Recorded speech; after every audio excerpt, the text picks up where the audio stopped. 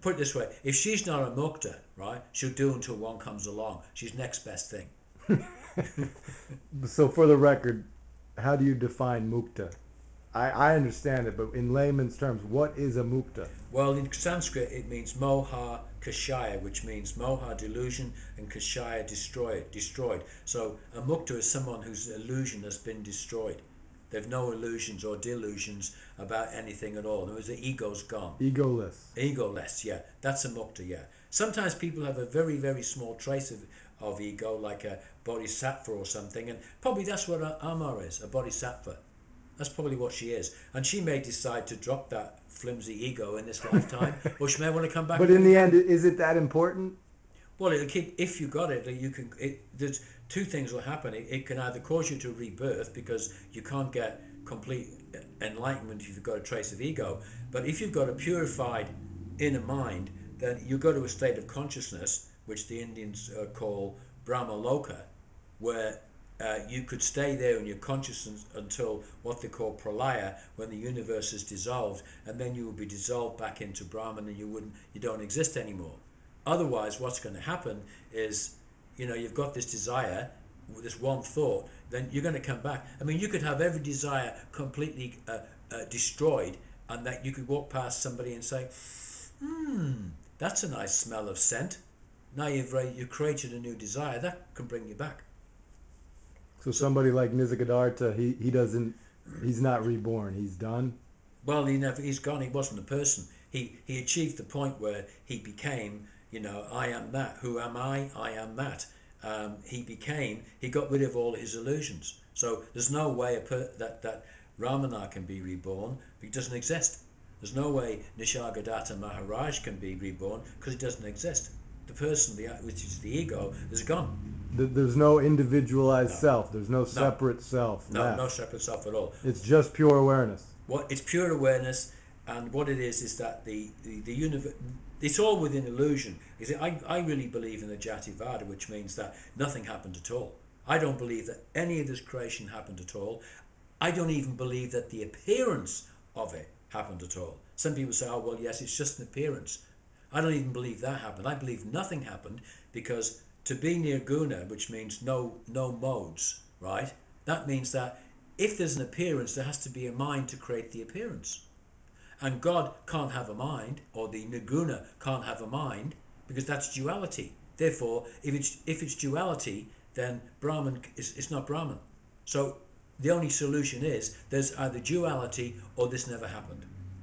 So it's like my article on Jativada. This never happened. I don't believe it happened at all. So within illusion, and we took, you've got to kind of like give some credibility to it whilst you're in it, or some relevance, so you can have a talk we're having right now. The inner mind, or the intellectual mind, or the awareness sheath, once that's purified, then the Shakti, or the universal energy, uses the Vijnanamaya kosha of what was once a person to function. And usually what happens is they will sit there and reflect the minds, because they don't have a mind of their own. They've got a purified sheath. They'll reflect the minds of the people that are in the room, that are talking to them. That's why they'll give contradictory answers to questions, because they're talking at different levels and they're just reflecting the mind. Well, I agree that on the ultimate level, everything is energy. Yeah. And so Prana. There's never been an actual appearance in energy. No. Because there's never been time, and there's never been any form. Well, even scientifically, there's no time. It's just it's a formless yeah. energy. Yeah. But that's an eternal consciousness or awareness. Well, no beginning, no end. But the intellectual mind can't grasp that. No. At best, we could surrender or just remain in the mystery. That's all you can do. If you surrender, all you're saying is, well, there's nothing I can do about this, because it's going to happen anyway. In fact, as there's no time, even scientifically, it's only relative. It's never happened at all. So the only power I've got is I can change my attitude to it. Is this a good thing, or is this a bad thing? Is this a karmic thing? See, even karma is what I call memory karma. Not everything that happens to a human being. Everything that happens to a human being is predetermined, because there's no time. But not everything is what they call good and bad karma. If I walk out on the street there and I get knocked over by a car, that may be an accident, because we live on an accidental plane. Or it may be myself at some point, at some level, put myself in that situation, so I'd suffer that to learn from it as a memory karma. So karma just means action. The way it's translated in the West as being like kismet or destiny and all of this, but everything happens at once anyway. So you can only adjust your attitude to things. Not everything that happens to you is good or bad karma that you've got to pay back. The major things that happen in your life, like your marriages and your deaths and major illnesses and things like this, these are all definitely karmic. But how could it be an accident when Ramana says every movement, even reaching for a cup of coffee, has already happened? Well, it's already been predetermined. Well, the question was actually that when someone dropped a piece of paper on the floor and I picked this up, is this predetermined? And that's predetermined because there's no time. But people confuse the fact that there's no time, and they confuse predetermination with karma, with the idea of payback karma, right? Or beneficial karma. They confuse it because within illusion we live within chaos.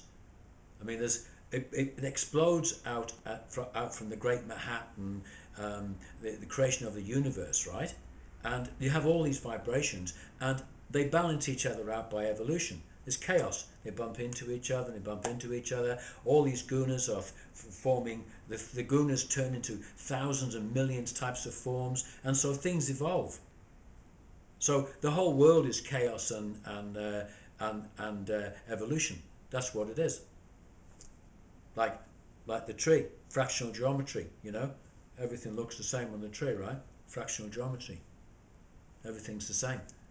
So that's how I see everything, as just a big illusion. And because I know there's no time, I know that everything must be predetermined. But that doesn't mean that every single thing is memory karma. Everything's karma because it just means action. But memory karma, I kind of make a difference.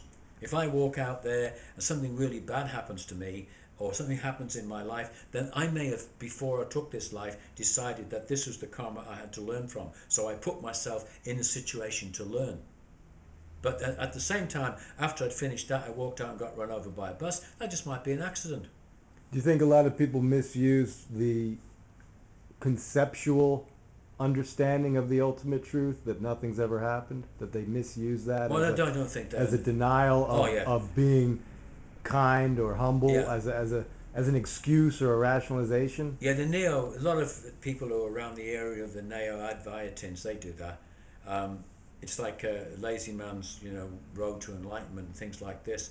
A lot of people will say that. They'll say, oh, well, I can't do anything about it. But then we get back to what I was saying before, is like the mind is above the physical level. The mind is on a different level of vibration.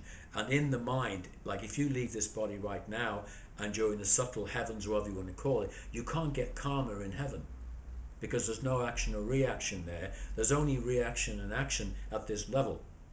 So consequently, the actions, you can't say to yourself, well, this is just going to happen, I'll ignore it. Because what you're doing right there is you're operating on your mind and you're saying to yourself, this is what I want to think. You're making a choice about how you think. Now, how you make that choice, whether good or bad, will affect your future karma, because it will either create good karma or bad karma. In actual fact, we've got to get above all karma. But so for the immediate moment, a person has to take responsibility.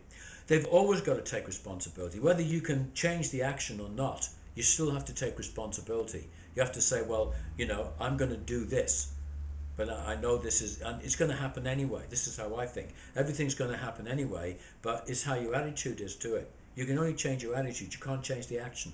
Right. Just because it's going to happen anyway doesn't mean you kick back with a six-pack of beer and just sleep all day. No. It means you still do your duty, and you live the best foot forward, and because that's do what you can. That may be part of your karma anyway. So you think, oh well, there's no such thing as karma. I'm going to change my mind and I'm going to knock that thing over. I'm going to change my mind. I'm not going to knock that plant over. But that was also predetermined anyway, because you've said to yourself, the predetermination is that you're going to say to yourself, I am going to do that. No, change my mind. I'm not going to do it. Yeah, so it's like the appearance of free will. Appearance of, well, it's the same thing. Free will this is an illusion. Yeah, but right? we're talking ultimately there's no individual, so who would have a free will? That's right. There's no free will now.